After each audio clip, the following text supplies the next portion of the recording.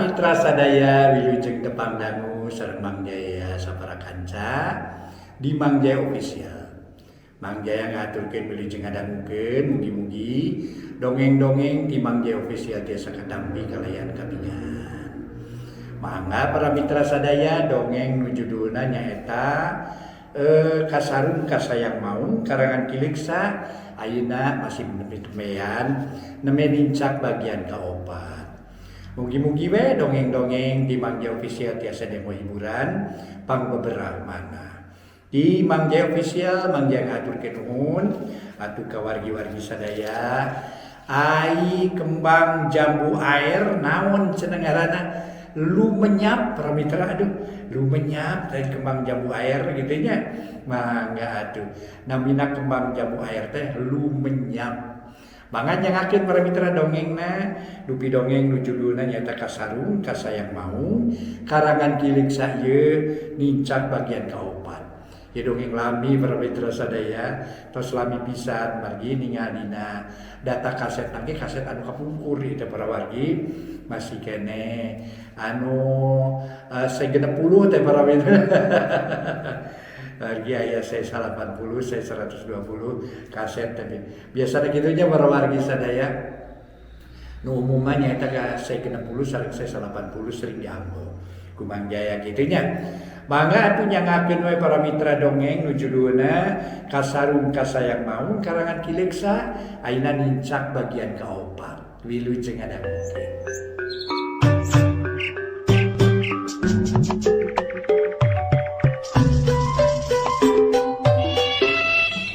Para mitra kaum dangu wilujeng tepang dangu deui sareng Mang Jaya.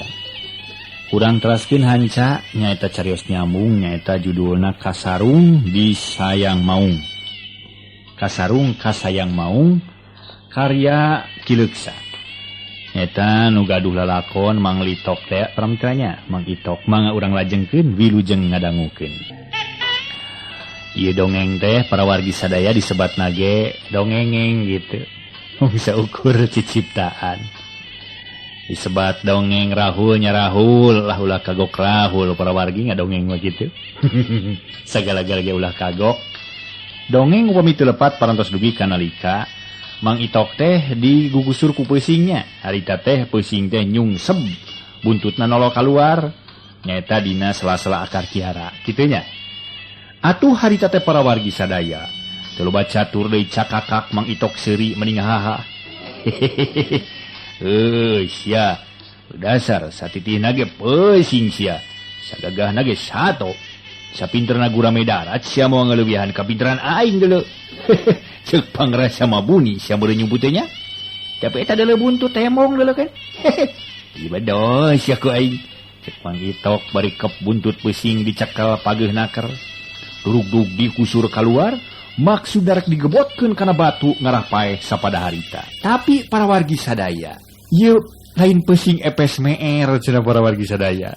Lain peusing sapeusing-peusingna, lain peusing epes meer.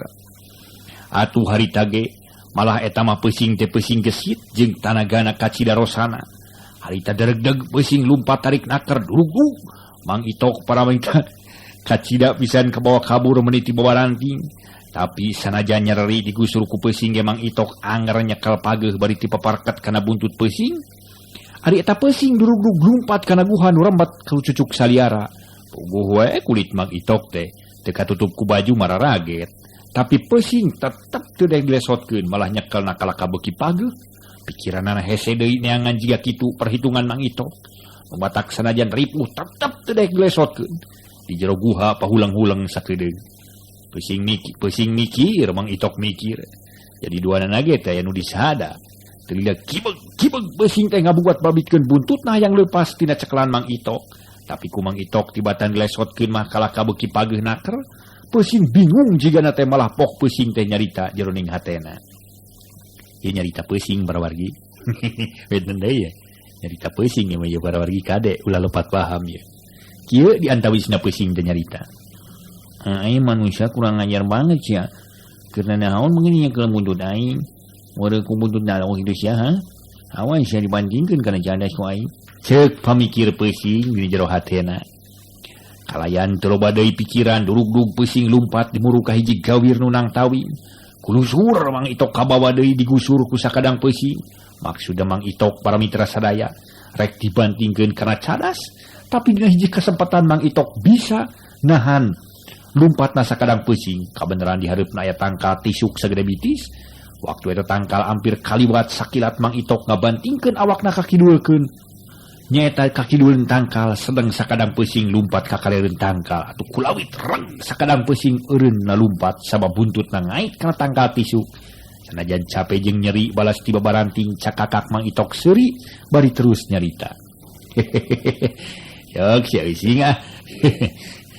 Arek lumpat ka mana sampean using ah. Oh, sok sia ulah. Sok usik sia. Sok sia ari wani keneh mah sia ngagusuran si Itok ye. Si Itok teh manusia. Manusia teh leuwih mulia tibatan eusing atuh. Leuwih ka mana ge eusing mah eusing we atuh. Itok mah tetep we manusia leuwih pinter lobakana deuleu. Sok saya wani keneh mah. Ceuk Mang Itok setengah nangtang. Sakadang pesing ambakeun jigana teh da kaciri matana molotot. Ka Mang Itok mah dibari ngomong deui. Mana? Mangga mana ieu manusia teh? Mangjing nangdang segala rupa. Awas si Itok digusur ka jero kongkol ngamuyudan ku kami. Mau bisa balik deui sia, mau bisa minjil deui sia. Ceuk pamikir pesing dina hatena. Sarta teu lila gerebeg sakadang pesing lumpat deui. Tapi ku Mang Itok ditahan sakuat tanaga mani tiba bergeg. Pesing sarua hayang ngagusur ka Mang Itok. Tungtungna duanana pabedo-bedo. Pagintak-gintak parawargi. Duanana pada sarua kuatna dorok-dorok tangkat isuk beungas teu kuat teu nahan nu pagintak-gintak. Kurudug Mang Itok kagusur deui ku sakadang pesing kabuntang banting kawas tadi. Bajuna rangsak balas tika karait kana cucu, tapi tetap sakadang pesing mah teu dilesotkeun. Demi sakadang pesing para mitra, bener-bener hayang nyiksana teh. Sabab harita ge lumpatna teh muru ka hiji tangkal gintung nu kacida pisan gedena jeung luhurna. Eta tangkal gintung jerona gorowong jiga kohkol lantaran galeuhna geus bea kurinyu. Jadi mun katempo ti luhurna mah teu beda jeung sumur trek heula sakadang pesing naik kana tangkal gintung teh atuh Mang Itok ge kabawa meuni gugulawingan ngagantung dina buntut pesing. Barang geus kira-kira 10 meter luhurna su pesing asup kana gowo sarta terus turun kana dasar kai gintung nu gorowong teh. Kaayaan eta tempat kacida poekna da pugu di jero beuteung kai nangtung nempo kaayaan kitu. Mang Itok meuni ngarenjag lantaran kacida ruasna. Teu sangka sagede buuk sakadang pesing boga tempat nu sakitu bunina. Pok Mang Itok ngomong sorangan. Waduh, pesing teh sebelan sia. Kumamun aing teu bisa keluar deui ya. Modar di dieu sigan aing kaya kieu mah ye. Aduh, kaduhung segede gunung. Teu dilesotkeun we tadi teh nyana-nyana rek kieu mah. Tapi lah na make kudu eleh ku sato. Moal dilesotkeun sia ku aing. Kaji nepi karlang layeseun tetep buntut pesing ku aing moal dilesotkeun. Sok siapa kuat-kuat cing aing pesing bangwara. Cek Mang Itok bari ngagugujang buntut pesing. Atuh pesing ngagurubug reuwaseun tuluy maju ngurilingan eta tempat. Sabab lumayan rada gede eta tempat teh leuwih gede saeutik tina ukuran sumur biasa. Mang Itok kapaksa ngilu ngurilingan eta tempat tepi ka cangkeul karasana ku Mang Itok. Malah sakali waktu Mang Itok aya niat rek ngabinasa eta pesing. Tapi barang dipikir deui maehan pesing sarua jeung maehan sorangan lantaran yakin geus moal bisa bijil di jero beuteung kai anu keur dicicingan kusabab kapaksa Mang Itok nyabar-nyabar maneh susuganan pesing keseleun lila-lila mah. Jadi Mang Itok bisa ngilu kaluar deui ti jero kohkol kabuyutan kalayan salamet nu matak buntut pesing teh teu dilesotkeun. Para mitra anu mulia, sanggeus capek kukurilingan reg sakadang pesing teh eureun. Reg Mang Itok ge ngilu eureun tuluy ngurilingah ngahulang deui. Mang Itok mikir-mikir pilampaheun sakadang pesing ge sarua we ngagerentos jeung jeroning hatena. Sakadang pesing teh kieu cenah jero hatena teh. Bener-bener manel ieu manusia teh. Nuh, kumaha carana ieu sangkan ieu manusia ngalesotkeun kokodna. Namun geus lesot ditinggalkeun sia ku aing. Sina modal tinggal bolong sireum tanaman ada waninyu. Tapi kumaha carana nya? Karena hese ieu cek kerentos hate pesing nu satuluyna mah ngahulang bae sarua jeung Mang Itok salila-lila. Mang Itok jeung sakadang pesing caricing dina jero beuteung tangkal gintung. Aya kana sapoe sapeuting salila di jero teh ngaharulang we teh anu nyarita. Teu lemek teu nyarek lila-lila kulisi sakadang pesing usik beuteungna karasa lapar. atuh Mang Itok yang menicuring hak cekelan buntut pesing. Beuki dipagehan lantaran sieun tingalin keluar ku pesing, malah nyawe sakadang pesing teh ngarayap kaluhur maksudna rek kaluar tina jero beuteung kokol kabuyutan teh. Demi Mang Itok ngagulantung deui muntang kana buntut pesing. Teu gubrag Mang Itok jeung pesing geus araya deui di alam bebas. Tapi kulantaran pesing teh sapoe sapeuting teu barang hakat, katamah-tamah awak nyeri jeung buntut asa coplok. Hari gubrag teh kalemah langsung we ngalumruk teu bisa usik deui. Malah Mang Itok ge sarua we ngarasa leuleus taya tangan pangawasa. Leuleus satulang sani ceuk paripaosna para mitra. Tetep buntut pesing ge teu dilesotkeun. Sageus rada lila lalembutan jeung pangacian daratang deui. Mang Itok geus kumpul pangacianana. Malah tanaga geus araya deui teu talangke serepet Mang Itok kalugas bedog sarta seret babajegna para mitra babajeg suku pesing dikeuretan geus kitu masuk bedogna diasupkeun deui kana sarangkana kalayan teu loba pikir dulug-dulug pesing digusur rek dibawa balik bari pok Mang Itok ngomong sorangan. Teu burung beunang geuning sia sagadang pesing teh sok sia gramata sia kasbalan lah. Tadi aing nu digusur ku sia, ayeuna sia digusur ku aing sia bang kabara. Alah, lalampahan teh sia kawaslin sato we. Aing mah manusia makhluk mulia deuleu. Dibere akal jeung pikiran ari sia. Sagedena ge polo sato, polo pesing sia, si pesing. Cik Mang Itok bari ngagugusur pesing nu dicekel anger buntutna, sabab ari dipanggul mah tanagana teu mati. Gancangna carita para mitra. Mang Itok geus nepi ka lemurna kalayan mawa hasil nu mucek kieu. Pesing jalu nu dipesen ku Basuri geus hasil. Tinggal ngalalanak jeung cucuk anu cucukna bodas. Pas sore harita datang-datang sup ka imah kasampak pamajikanana. Nyata bilani keur ngajejentul we bari carinakda. Atuh puguh we Mang Itok ngarasa kaget nempo pamajikanana ramas bas ngumar cimata pok Mang Itok nyarita. Oi. Aku naon maneh teh salaki datang kalah ka dieu sampakeun ku Cimata. Haneueul kitu peda kami datang deui ha?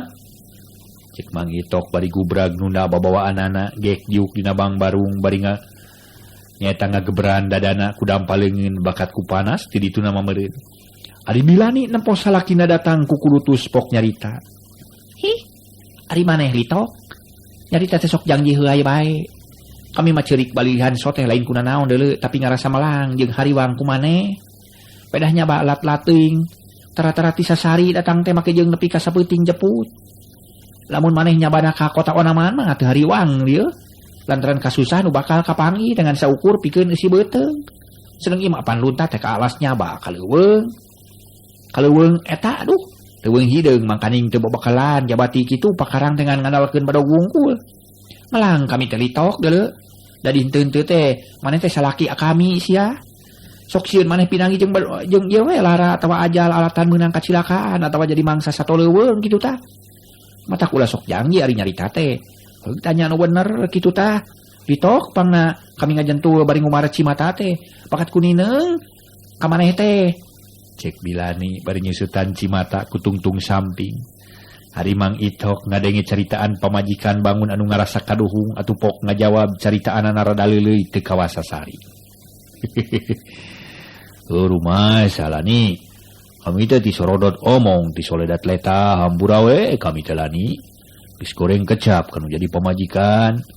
Ku kami karasa pisan kanya jeung kamelang maneh teh sanajan kami teh tara usaha jeung teu bisa tanggung jawab kanu jadi anak jeung pamajikan. Tapi maneh mah tara wewe tara punungan jeung caritaan teh. Duh. Meni naon teh caritaan kami itu merenah teh teu jadi pikiran ku maneh teh. Sakali deh hampura kami teh lani. Men tadi hampura ti lahir tug dumugi ka batin deuleu hampura nage kami teh lani. Keun ti mimiti ayeuna kahareup mah kami teh rek narubah adat. Rek usaha ku jalan kumaha we atuh pikeun nyukupan pangabutuh urang sarerea. Da moal nya urang teh kieu wae salilana. Mudah-mudahan we urang teh dipaparin haritina mah nyaeta jalan hartina mah anu ngabulungbung pikeun urang, pikeun ngudag sagala cita-cita urang baheula. Geuning urang basa ngarangkep teh jatuh krami urang teh boga cita-cita yang rumah tangga dina kaayan senang tumaninah kitu tah. Da kitu. Jadi ayeuna kami rek ngaroba adat, rek usaha ku jalanna nyukupan pangabutuh urang sarerea. Kami mah moal nganalkeun pamare batur. Kami mah hayang ngedah hasil kesang sorangan. Sok kami nginta cai haneut hayeuna mah lani. Kami hanaang pisan ieu lantaran sapoe sapeting teu mangicai-cai acan ieu teh. Cik Mang Itok ngabudalkeun sakabe eusi hatena kanu jadi pamajikanana nu ngaran Bilani. Ngadenge caritaan salakina kitu sajongjongan mangahulang bae. Siga nu teu percaya kana caritaan Mang Itok. Lantaran kakara harita nu jadi salakina nyarita kitu. Da biasa nama lamun teu amek-amekan teh nya kudu we dituturkeun jeung dikauhayang dikaulaan. Tapi para mitra sadaya, sanajan kumaha oge Mang Itok teh salaki manehanana tetep dikaulaan. Atuh kalayan teu loba carita deui koloyong Bilani ka dapur. Teu lila geus kaluar deui bari mawa teko jeung batokna. Teu bogaeun gelas Bilani mah jadi kapaksa we paranti nginum teh make batok kalapa. Sok disodorkeun ka Mang Itok. Malah teu loba deui ngomong kop Mang Itok kana teko terus nyicikeun sabatok leguk nginum siga nu nikmat naker. Ari Bilani leos di ka dapur. Barang datang deui bari mawa beuleum cau kapas 2 siki, bari nyodorkeun beuleum cau kapas ka salakina. Pok Bilani nyarita. Ti leuweung balang siar teh Kang Itok. Jeung kunaon atuh mending lila-lila teuing meuni sapoe sapeuting. Ceuk Bilani mimiti deui para mitra muka carita. Atuh pok Mang Itok ngajawab bari miteskeun beuleum cau teh. Nya deukeut usama lani di ditu di datar leunja. Nya sok eta teh lila teh lain ku jauh tapi kali teh disiksa di bawah lumpat ku sisa kadang pesing dari lalakona mah kieu geura ye sok dengekeun ku maneh. Ceuk Mang Itok para mitra sadaya bari harita teh Mang Itok siap-siap rek ngadongengkeun sagala lalampahanana anu kungsi nyaeta karasakeun ku manehanana terutama anu aya patula patalina jeung digusur pesing. Para mitra sadaya, sanggeus Mang Litok ngadongengkeun sagala carita anana jeung pangalamanana. Bilani nu ngabandungan meuni gogodeg bakat ku kaget teu sangka sacongo buuk geuning perjuangan salakina dina nyumponan pamenta Basuri nepi ka kituna. Barang geus beres Mang Itok nyarita pok disambung ku Bilani. Euleuh, geuning nepi ka ngalaman kitu Kang Itok. Tapi teu naon ieu jamak sakitu mah sabab pagawean anu halal mah taya nu gampang. Sajabati kitu hasil usaha Kang Itok nepi ka dug hulupet nyawa teh. Hartina mah teu munasabah. Lantaran kahiji peusing nu ngahaja di teangan teh geus beunang sarta bisa kabawa ka imah. Ari kadua pare jeung duit ti Basuri kamari sore geus datang. Nu matak kami mah meuni teu ngeunah cicing teh Kang Itok. Nepi ka meuting hartina mah lah.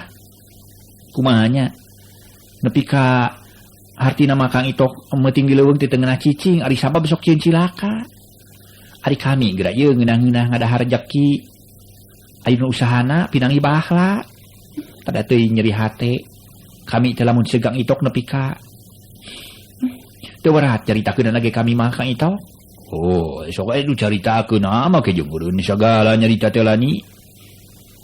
Nu matak teu berat nyaritanakeun bae da ayeuna mah geus puguh salametnya.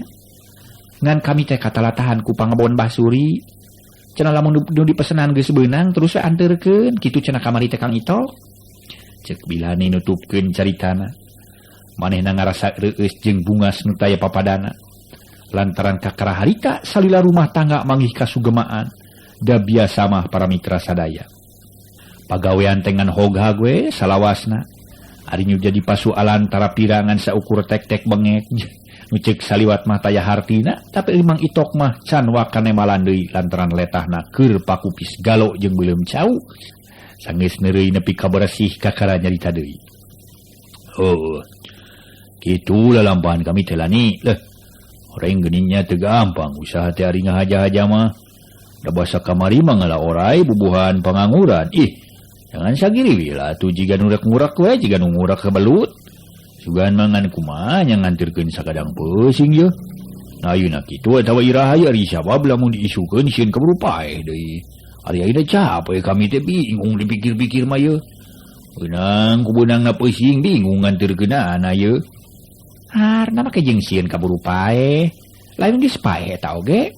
Ceuk Bilani teu ngartieun lantaran memang peusing. Nu menang Mang Itok teh teu empes-empes kalah kamurungkul meni buner si Gabal sisitna curintik jeung garugus balas digusur. Hi, can paeh deulani. Eta mah kapaehan atawa kapidara mun jelema teh mah. Lantaran babajeg di suku tukangna ku kami dikeut. Mun teu kitu tangtu bakal kabur euy atuh. Ari rek diparagatkeun nyawana sok sieun dagingna kaburu bau jeung atina kaburu sepa. Kitu dalani nu matak kami teh. Cek Mang Itok nerangkeun nu sabenerna. Ngadenge keterangan kitu pok Bilani nyarita deui mere komentar. Kitunya.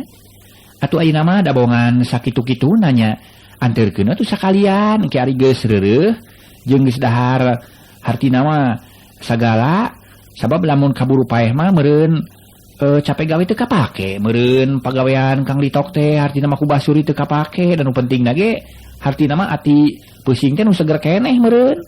Cek Bilani usul bari leungeunna ngagaramang kana beuleum cau anu tinggal sapotong. Mang Itok ngahulang heula sakeudeung siga keur mikir-mikir caritaan pamajikanana. Ana dipikir-pikir mah. Tetela caritaan pamajikanna teh aya benerna. Caritaan Bilani teh pok atuh Mang Itok ngomong deui. Oh, nya bener nyalani lah. Urek terus we dianjeurkeun bisi kaburu paeh mante deui. Sok atuh geus sadiakeun sangu kami rek mandi heula. Sakeudeung ah.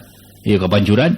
Cek Mang Itok bari jung nangtung leos ka pancuran, ari Bilani terus ka dapur rek nyadiakeun kadaharan keur nu jadi salakina. Para mitra kaum dangu, tunda heula kaayaan Mang Itok jeung nu jadi pamajikanana. Anu dina kaayaan ayeuna katingali hirup runtut raut kacai jadi saleuwi kadarat jadi salogak teh ceuk paribasana para mitra teu. Kulantaran memang hirupna didukung kudunya. Hartina mah didukung ku beas nu loba.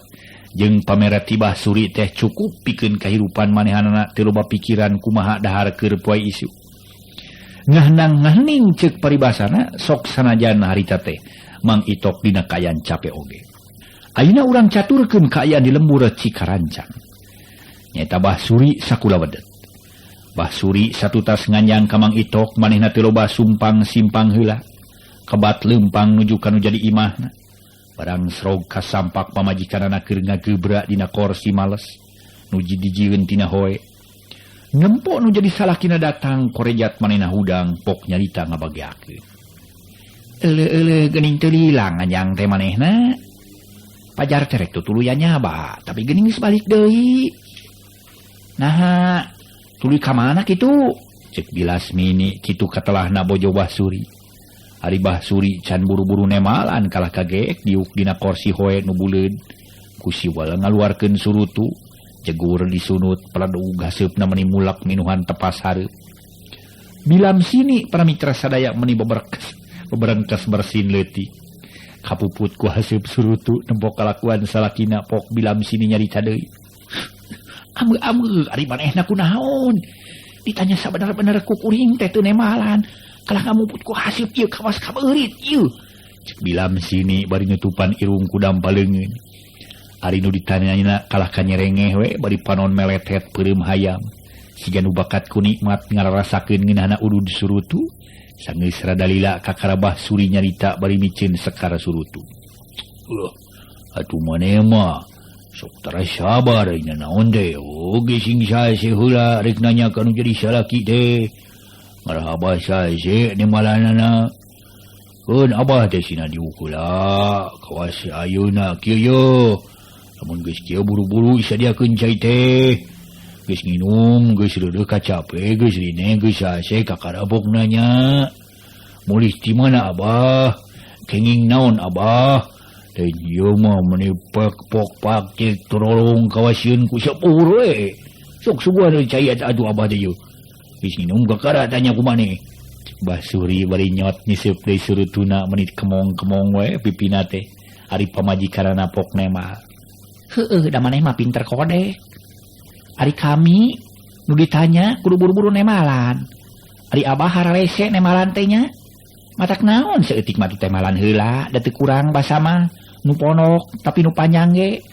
Pihartieunana contona heueuh atawa nya muhun yeuk lah. Kumaha we tuh carana sangka nu nanya teu ngaharo ngadago-dago jawaban. Cek Bilam sini bari leos ka jero imah. Telila geus kaluar deui bari mawa cai teh sapoci beling buatan luar negeri. Sok cai dituna luhureun meja hareupeun Basuri. Ari Basuri teu kudu dimangakeun deui terus we narimakeun susuguh pamajikanana. Regot-regot nginum menikah kerekan gonok lakina turu naik di sebuah nginum pok Basuri nyarita. Dah, ayeuna mah sa seueur. Sok urang ngobrol jeung Abah pek balikan deui pertanyaan anu tadi teh. Abah teh poho deui tadi teh nanya naon tadi di mana teh? Dalam sini. Ih, ku hararese ari si Abah, kieu geura Abah. Ceuk Abah teh tadi memeh ini rek lila nyaba. Malah mun perlu rek meuting 2 peuting mah tapi nah kakara setengah poe geus balik deui. Buah-buah teu tulus balang siar teh da Abah mah sok kitu geuning sok pohoan. Nepi ka tengah jalan pohon nu dituju kitu tah. Cek bilam sini ngamimitian deui nyarita. Sabab nu ti heula dianggap batal ku Basuri. Ari Basuri memeh ngajawab cakakak seuri. Jika dursasana geus seuri kakara nyarita. Bener memang. Pohoan apa teh lawan sini. Ai geus kolot teh sok loba panyakit. Pang-pang nama ieu penyakit pohoan.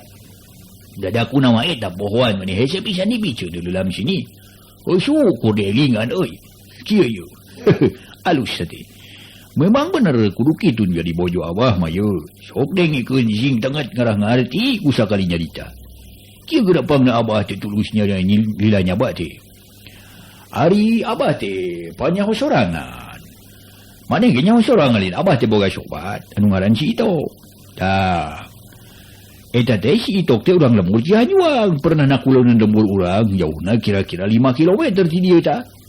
Si Itok teh sobat Abah di zaman gersang saragene, malah babarengan jeung Abah teh aya kana 5 tahun waktu keur dagang gendong. Ari kahirupan nepi ka ayeuna teh teu robah-robah, malah sigana teh beuki ripu. Cuk paribasana teh naon teh? Dahar ge mangi sore teh isu. Kayak kitu mah geus eueuh harapan bisa menyateuy lantaran si Itok teh jika taya kahayang estuning sakapangihna we segala rubah teh.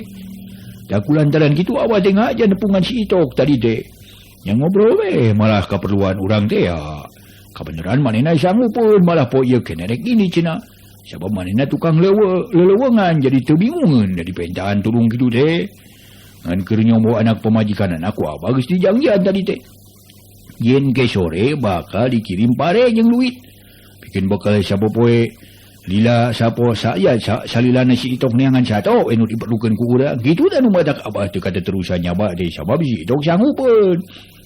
Ayeuna mah ditahan batur we sanggan nganteuran papare ka si Itok.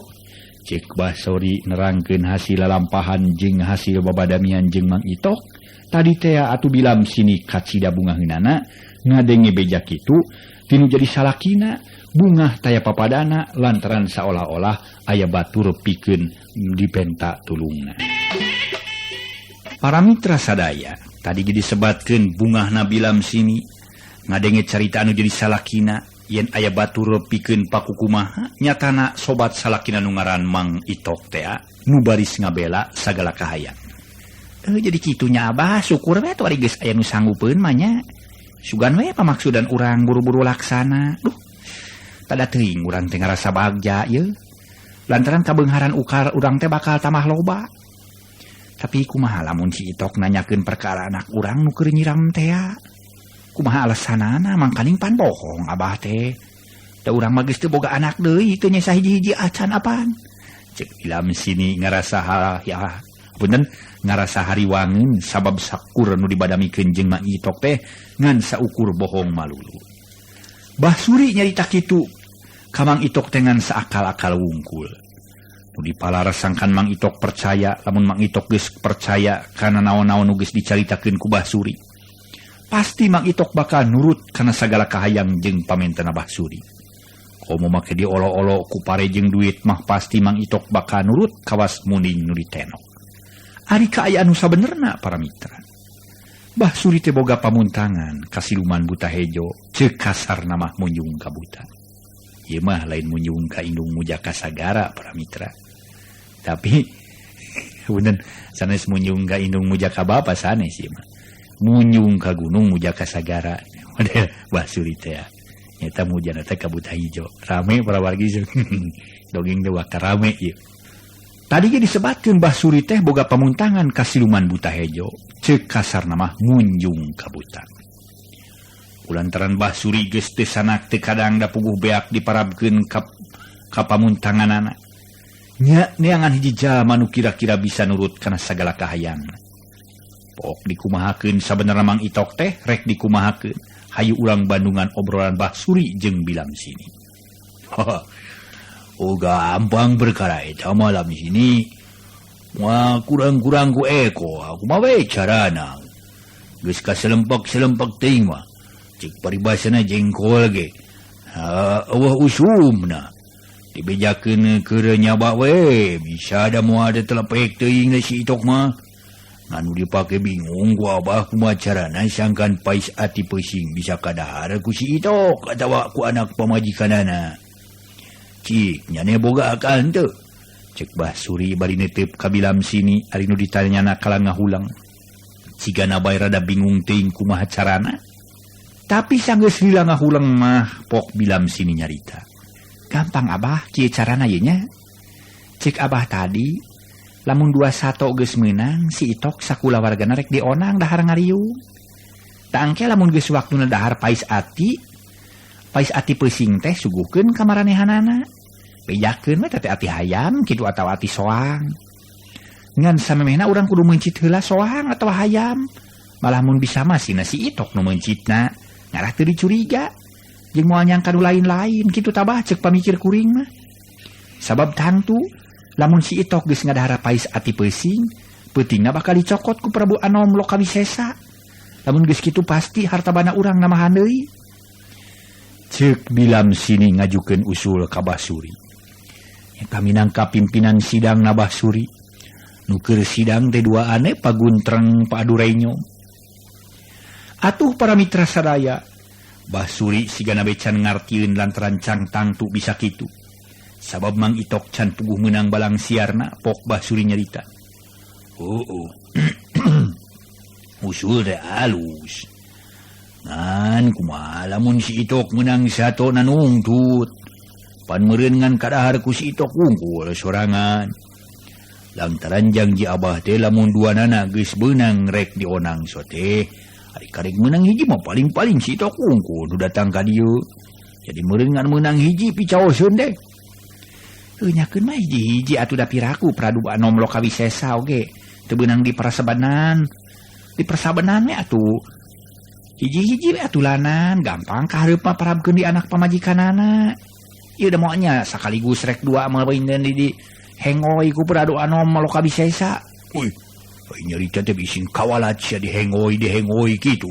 Kumaha beureum kadangueun ku Prabu Anom Lokawisesa meureun gurangan sagala rupa hartabana urang teh. Atulah kumaha abahna we atuh kadinya. Sok ngan kieu yo. Jadi kieu bae nya. Ulah sok belat kieu. Apa nu sanggup ngalapeusing jalu jeung lanak bodas dengan si Itok wungkul. Lamun si Itok paeh ti heula rek saanu neangan pisarateunana. Cek Mbah Suri bari kerung siga nu bener-bener bingung. Lantaran Prabu Anom Lokawisesa buta hijo pamuntangan Mbah Suri. Kakara daek nyokot jelema ku sorangan asa dicirian heula ku ati peusing jalu jeung ati lanak bodas. Jadi saha jalmana nu ngadahar eta 21. Ati 21 geus diparancahan ku Mbah Suri, pinasti bakal jadi kadaharan Prabu Anom Lokawisesa. Nu disebut wadal teh. Lamun teu bisa tangtu Mbah Suri atawa pamajikanana, nu bakal jadi mangsa eta buta. Ari Bilam Sini meninggal hulang ngaraga meneng ngadenge caritaan Mbah Suri lantaran manehna ge nyahueun yen neangan sato nu dipikabutuh teh lain pagawean enteng-enteng lain pagawean memeh sasarat tapi teu lila ngahuleungna terus nyarita deui. Bener caritaan abah teh yeuh tapi aya deui carana nu hade bah. Kieu carana lamun salah sahiji sato nu diperlukeun geus meunang sarta dianteurkeun ku si Itok sorangan sakalian kita nguruskeun ala atina biara dagingna. Tah sabuat si Itok ngusuk-ngusuk daging peusing atau lanak rek Bilam Sini eureun heula ngomongna. Lain ngusuk-ngusuk atuh ngurus-ngurus daging peusing meureun. Nya maksud teh kuring teh nya Kitu ngurus-ngurus daging pesing. Dalam si Itok keur nguruskeun daging pesing atawa lanak, atina buru-buru pasak ku urang. Di mana-mana balik bahankeun sangu ku urang. Sajamana ti sangu ati pesing bahankeun deui. Tetangtu nu ngadaharna teh anakna jeung pamajikanana meureun. Tah ku jalan kitu si Itok bisa keneh kaala gawena. Pamajikanana atau anakna bisa dicokot ku Prabu Anom Lokawisesa. Cek Bilam sini nerangkeun akal ku ayana. Kapunten, nerangkeun akalna ku ayana kitu nyieun reka perdaya pikeun ngajiret Mang Itok sakula wedet sangkan pamenta nu jadi pamuntanganana bisa kalaksanakeun. Jeung kacumponan. Demi kacumponan sagala pamentana geus tinangtu kabeungharan manehanna teh bakal namahan. Sagala jakayana basti namahan deui. Ari Bahsuri ngadenge caritaan pamajikanana cakakak seuri bangun nikmatnaker. Heuh teh sangka boga jikan teh euy encer uteukna. Halus pisan teh usul euy. Hoga basa tuju kitu. Pelaksana mah geus di dapur mamasrahkeun ka maneh. Abah mah tarimo bersih we lah nya. Urusan ka ditu ka dieu mah pake kumaha maneh ngan kade poho yeu. Poe ieu keneh si Itok kudu dianturan pare jeung beas ditambah ku duit. Malah mun aya jeung hayamna mah sakalian keun itung-itung keur bela di mana si Itok aya nu mawa. Tiis hate abah geus kieu mah yeu. Cek Bahsuri bari pelenyun udud surutu deui haseupna ditiup-tiupkeun sina baruleud nurutan barudak ngora. Bilam sini pok nyarita deui. Heuh syukur ari abah satuju mah. Keun soal aras urusna malah ku bagian kuring. Pokona mah abah mah calik-calik we dina kursi. Malah ku kuring rek ditalatahkeun sakalian kanu nanggung. Sangkan si Itok lamun geus hasil barang alana kudu buru-buru dibawa ka dieu. Cek Bilam sini bari ngaleos ka tukang teuing rek naon. Ari Bahsuri jongjon bae ngah baheuhai dina kursi hoe. Pikiranna geus kumalayang ka mana-mani. Mang Itok nu diaku-aku sobat rek diparabkeun ka Prabu Anom Lokawisesa Butahejo teh nu dipake gunung panangeuhan ku manehanana. Na ciptaanana geus kasawang Mang Itok isuk pageto bakal ngagotong layon anakna atawa pamajikanana. Cakakak Bahsuri teh seuri sorangan. Itok. Ayahna we euy maneh rek diungsikeun ka nagara Siluman Butahejo. Upek ayeuna mah senang-senang heula sing subuh. Beas jeung pare dikirim ku kami. Duit jeung hayam keur penciteun tibahanan. Pokona mah rek nganang-nganing hayang naon baris dicumponan ku kami. Dasar milik daya we ieu mah. Para mitra anu mulia nu sami-sami ngadangukeun dongeng enteng. Harita Bahsuri ngarasa bungah taya papadana. Cek bari paos nalir anu kagunturan madu kaurugan menyan putih aya dina sagara kabagjaan luar biasa lantaran sahanteuna manehna bari salamet. Hartina mah dina pamentana Butahejo teh. Lamun si Itok jeung anak pamajikanana bisa diwadalkeun sahanteuna hirup satauneun mah bisa namahan. Bahsuri ge ngomong sorangan. Memang teu karasa waktu nyerewek bae. Bubaran ngobrol lah sawala antara Bahsuri jeung nu jadi pamajikanna teh. Geus wanci tunggang gunung. Geus kitu maleos Bahsuri ka jero imah rek ngareureuhkeun kacape bari ngagelehe. Para mitra sadaya. Kacaturkeun isukna pasosore. Bahsuri keur ngobrol jeung Bilam sini. Ditepas hareup urut kamari barang keur ngobrol ngaler ngidul kurunyung aya nu datang bari mangul pesing nu kacida gedena. Koreng teh Mang Itok geus nepi ka imahna Bahsuri. Kulantaran bakat ku capek Mang Itok teu punten-punten acan datang-datang kubrag nunda babawaanana. Dek diuk dina bang barung brai kancing bajuna dilaan terus ngakeberan dadana kudu kuy sama nu geus rawi. Pribumi nempon datang kitu teu beja teu carita mending ngarenyak pok Bahsuri nyarita. Uluh tok bage ya euy. Mani teu kecet-kecet di lain dia jogu brag we. Ruas abah teh tok. Aduh. Kumaha jeung ti mana meunang pusing sagieu gedena euy tok. Cek Bahsuri ngabagiakeun ka Mang Itok. Kuring moal keur ngajawab capek. Aduh. Baik we lah abah heula ka dinya. Kuring mah pangacian di jaralan keneh ieu. Can kumpul kabeh pangacian. Jawab Mang Itok bari goledag ngagoler dina palupu. Sukuna dirumaikeun kana golodog bari edeg-edegan. Ari Bahsuri jeung nu jadi pamajikanana ngan saukur silih reret nempok kalakuan Mang Itok itu. Tapi teu lila harita teh para mitra sadaya barang geus silih reret teh Bahsuri ge harita nyarita. Uluh maneh teh Itok. Ari dalampahan teh anger we cibah heula teh euy. Padahal mah geus aya 10 tahun tapi na teu robah-robah kalakuan teh. Tapi keun bae kita euy we sing sase kadinya euy kumpulkeun pangacian teh sing nepi ka gembleng kabeh. Dalamun geus waras urang ngobrol juga Abah. Cek Bahsuri bari kop manehna kana seupan tales am dihuapkeun terus dikayem meuni ceplak bangun nikmat. Nadengin nu barang dahar korejat Mang Itok hudang jek diuk bari nyarane kana kusen pok nyarita tatag pisan. Bah, geus waras bah ieu mah kuring teh lah. Sok geura tanya bah, urang mimitian di ngobrol jika kamari lah. Saub pangacian kuring geus kumpul kabeh ya ieu mah ieu. Cek Mang Itok bari neuteup ka Bahsuri nu keur cacamuilan ngadahar seupan tales. Pok Bahsuri nemalan bari ngosok. Wah, cari coy ngumpulkeun dalam hujan teh cok. Ya jadi dah oi. Ngopo atuh diuk ni ya. Lu bener kok. Urang ngopi supan tales oi. Engke ngobrol mah dah. Cek Bahsuri bari kop deui nyokot sapasi. Mang Itok teh kudu 2 kali dimangakeun deui. Sonagar Mang Itok mah kana barang dahar mah. Karayap ngadekitan wadah seupan talis kop nyokot 2 pasi sakalian am dihuapkeun. Camuil. Lak ditereuyan. Sakilat geus beak teu loba dicarita kop nyokot deui dakul ngopi meuni cacamuilan siga nu laparna keur. Para mitra sadaya kagamarkeun kumaha nikmatna Mang Itok nuju ngopi seupan tales teh. Mangga urang lajengkeun deui. Kulantaran dihanca kuduaan seupan tales sakilat geus bersih teu nya sahiji-hiji acan. Tapi sial pikeun Mang Itok sabab ngadahar seupan tales teh nu pulen dirurusuh da sieun beak manten ku Bahsuri. Manehna kabukulan meuni ceuceulegegan bari neungeulan punukna. Rek nginum can boga wadah cai lantaran bilam sini kalah molohok bae. Ti ditu nama molohok para wargi sadaya. Bengong seueur teuing ngaleut pil bengong para wargi.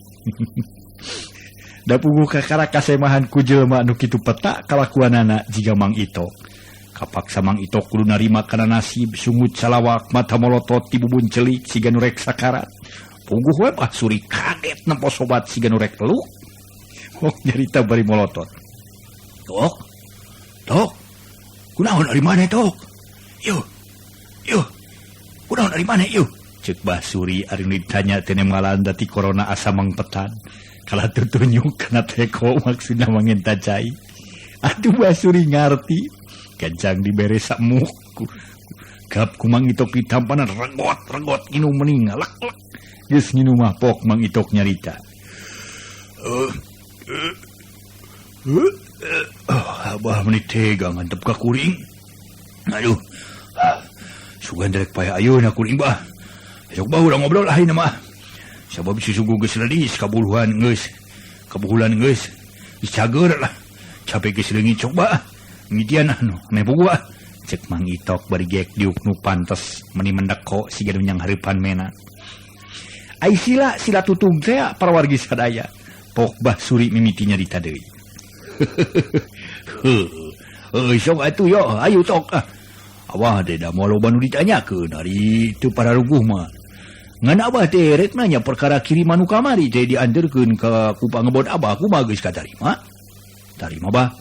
Palang aja kuring teh ka dieu teh rek ngahaturkeun nuhun ka Abah. Kaadaan Abah ka kuring teh kasuhun kateda pisan. Ceuk paribasana ge. Moal diteuneun dihanap-hanap, hartina mah diteuneun teh di jero beuteung kitu bah.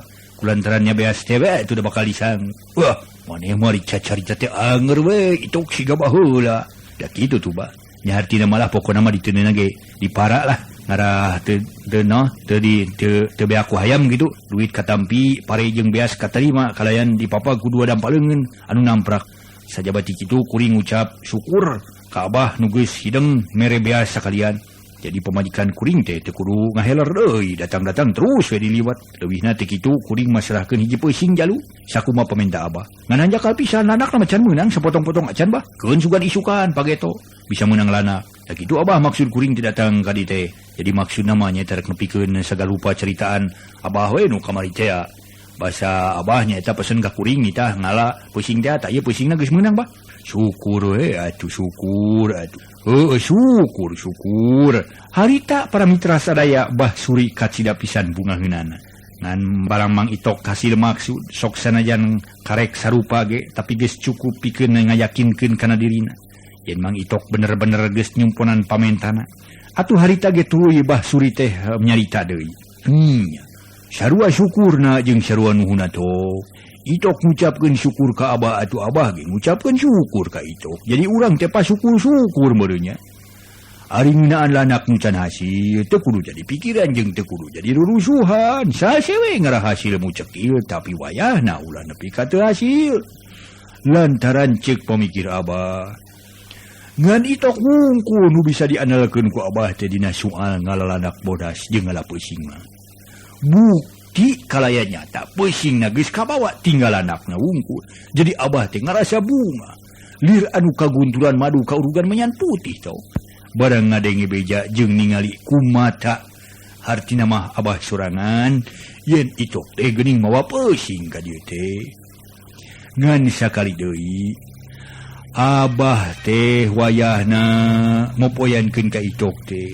Lantaran Itok wungkul diandalkeun ku abah. Dan nu sajan mah geus puguh teh nu sangeupeun. Ngan sawayahna sajabati kitu abah rek nitah sakalian eta peusing teh geus paeh atawa hirup keneh tok. Cek bah suri bari melong ka Mang Itok nu ngenta jawaban. Setengah paeh setengah peu. Setengah paeh pusing teh bah rek nitah naon deui kitu bah teh. Wah, setengah paeh kumari Itok teu pararungu. Ulah sok dikagok-kagok ngomong teh. Abah teh jadi kagok rek ngomong deui. Sok ngajawabna anu bener heula tuh mun puguh yo. Bah suri pok Mang Itok nyarita. Abah mah tari kolot bojong ka so geuning. Beuki kolot teh lain kalah ka leuwih pinter kalah ka beuki bodoh. Ieu peusing teh can paeh bah. Lantaran jadi pencit beheungna, tarek dipencit sukuna wungkul, maksud teh supaya ulah kabur. Da lamun geus kitu, abah rek nitah naon deui ka kuring, cik hayang nyaho. Syukur ka harti atuh ari kitu mah syukur, tok syukur. Maksud abah teh kieu to, kulantaran di dieu eueuh dibatur keur ditaheun jadi kapaksa abah teh rek nitah deui ka Itok wayahna eta peusing teh panguncitkeun sakalian.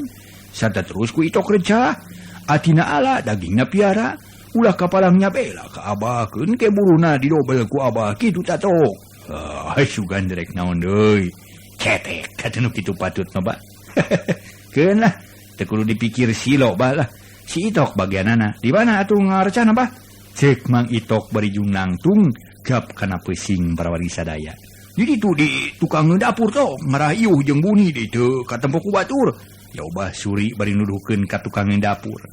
Kidi harita Mang Itok manggul peusing ka tukang dapur.